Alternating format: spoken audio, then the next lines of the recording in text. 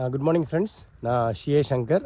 இப்போ நம்ம அந்தியூரில் பக்கத்தில் காட்டூர் அப்படிங்கிற ஒரு ஊரில் ஒரு வாழைத்தோட்டத்தில் இருக்கோம். இது வந்து பார்த்திங்கன்னா இன்றைக்கி தோராயமாக ஒரு 4-5 மாதம் ஆகுதுங்க. கால் மாற்றிருக்காங்க. கால் மாற்றி இப்போ ஏறக்குறைய ஒரு மாதம் பக்கமாக ஆயிருக்கு. இந்த வாழைத்தோப்பில் கதலி வந்து ஒரு 800 கன்று இருக்குது. முழுமையுமே வெஸ்டீஜ் அக்ரி உரம் மட்டும்தான் கொடுத்துருக்குறோம். வேறு எந்த உரமே கொடுக்கல.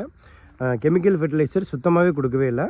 பொதுவாக வளர்ச்சி பருவத்தில் வந்து பார்த்திங்கன்னா நம்ம என்ன சொல்லுவோம்னா, கெமிக்கல் ஃபெர்டிலைசர் கொடுத்துட்டு முதல் முறையாக கொடுக்கும் பொழுது பூக்கும் பருவம் காய்க்கும் பருவத்துக்கு மட்டும் கெமிக்கல் நம்ம வெஸ்டீஜ் ஃபெர்டிலைசர் கொடுக்க சொல்லி நம்ம ஆல்ரெடி ஃபாலோ பண்ணிகிட்டு இருந்தோம். பட் இந்த முறை இந்த தோட்டத்துக்கு முழுமையாகவே வெஸ்டீஜ் உரம் கொடுத்து பார்க்கலான்னு சொல்லி பண்ணியிருக்கோம்.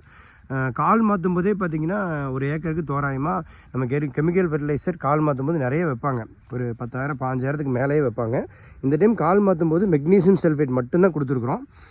மற்றபடி ஃபுல்லாகவே நம்மளுடைய வெஸ்டீஜ் அக்ரி உரம் மட்டும்தான். அது ஜஸ்ட்டு ஒரு 1,500 அதோடு சரி. அடுத்தது வந்து பார்த்திங்கன்னா ஃபஸ்ட்டு கண் நடும் பொழுது aggregate to humic granule gold அது கொடுத்துருக்குறோம். அடுத்தது வந்து பார்த்திங்கன்னா நல்லா கரும்பச்சையாக இருக்குது.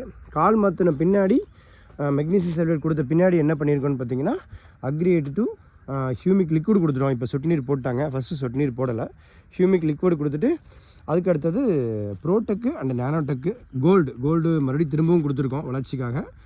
கூடவே நானோடெக் அண்ட் ப்ரோடெக் ஆட் பண்ணிட்டோம். ஏன்னா நானோடெக் இனிமேல் இப்போ ஒரு டைம் கொடுக்கணும். எப்பவுமே இயர்லி கிராப்புக்கு பொறுத்த வரைக்கும் நானோடெக் ஒரு 2 தடவையோ 3 தடவையோ கொடுத்துட்டோம்னா ரொம்ப நல்லாயிருக்கும்.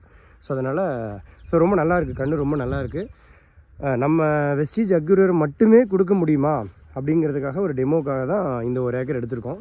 ஸோ நல்லாயிருக்கு, கன்று ரொம்ப நல்லாயிருக்கு. விவசாயி ரொம்ப ஹாப்பியாக இருக்காங்க. ஏன்னா செலவு ரொம்பவே குறையுது. நார்மலாக இந்த ஸ்டேஜில் வந்து பார்த்திங்கன்னா என்ன செலவாயிருக்குமோ அதில் 50% கூட ஆகலை, பாதி கூட ஆகலைங்கிறது விவசாயி சொன்னது. ஸோ பார்ப்போம், கண்டினியூஸ் பண்ணி பார்ப்போம் நம்மளோட ஈல்டு எப்படி இருக்குங்கிறத பார்க்கலாம். தேங்க்யூ.